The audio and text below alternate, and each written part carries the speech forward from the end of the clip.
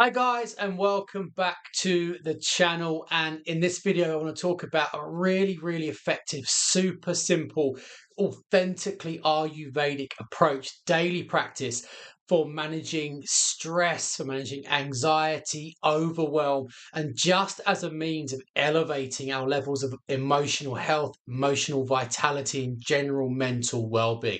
And it focuses on the use of Marma points, and in particular two Marma points, probably the two most kind of important and revered Marma points on the body. So I want to talk about what Marma points are, how they work, and then how to use these two Marma points specifically to manage those kinds of emotional psychological problems. Okay, so Marma points are the Ayurvedic equivalent of acupuncture or acupressure points. Okay, we think about acupressure, the pressure onto areas of the body to induce a physiological response. Okay. The use of pressure point therapy is incredibly evidence-based. Lots of NHS-based pain clinics provide pressure point therapy in the management of pain and neuropathy and neuralgia and those kinds of conditions and problems because of the effectiveness of those modalities in remedying pain. But they can be used for virtually every kind of health complaint we know of. Okay, for every health problem, every symptom, every ailment, there is a Marma point or a pressure point that can be used to help alleviate the severity of that problem, to help improve your overall health and well-being. And that's particularly true in the context of mental health. Okay, so Marma points are the Ayurvedic equivalent of acupuncture, acupressure points. But how do they work? How do Marma points work to induce a physiological response in the body?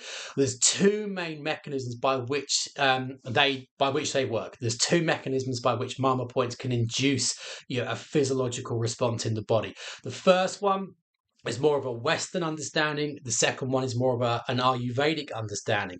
So from the Western perspective, most Marma points are located above very dense bundles of nerves. Okay, very dense nerve bundles. The stimulation of which can have a profound effect upon regulating, calming, slowing down the nervous system, particularly in the context of switching us from something called sympathetic nervous system activation, which is our fight or flight response, our stress response, and moving us into something called a parasympathetic nervous system, which is our rest, healing, digesting, immune optimizing, recovering state.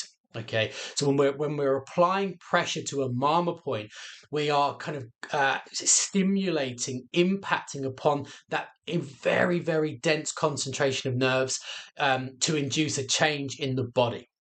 Okay, a lot of Marma points are also located over quite dense networks of vasculature, so lots of arteries, capillaries, and things like that. And we know the Western research shows that when we apply pressure to these nerve bundles, when we apply pressure to these very unique anatomical locations,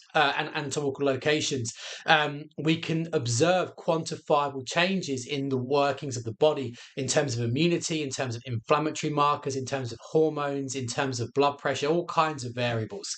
From the Ayurvedic perspective, Marma therapy works through mobilizing, unblocking, unleashing the flow of prana.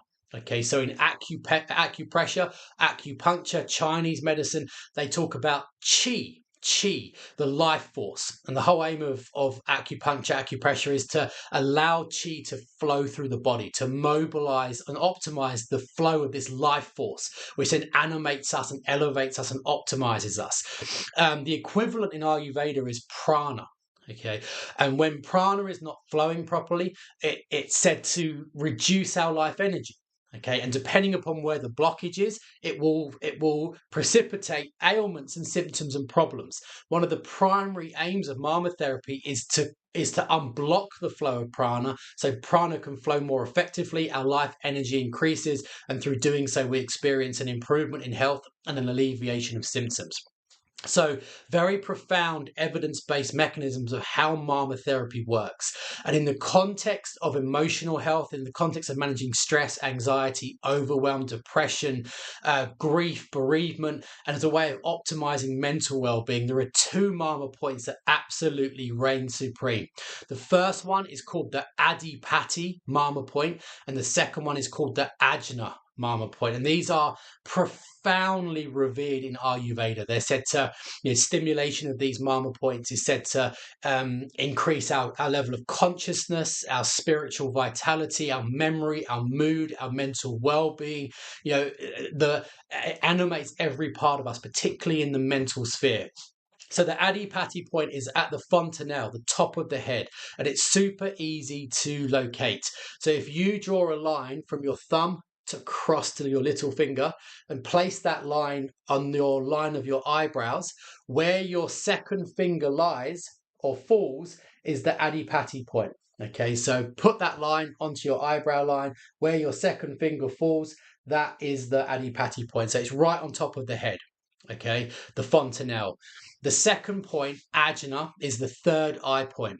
Okay, right between the eyebrows. So if you draw a line from one eyebrow to the other, where that line is just right in the center line of the hemispheres of the body. Okay, so one there and one there, and they are profoundly important in the Vedic traditions and the yogic traditions.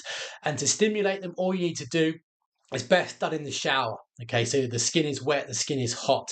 All you need to do is just take two fingers, apply pressure onto that point for about 30 to 60 seconds. You can gently rotate it or massage it if you want. Just quite, not painful pressure, but enough pressure that you're aware of it.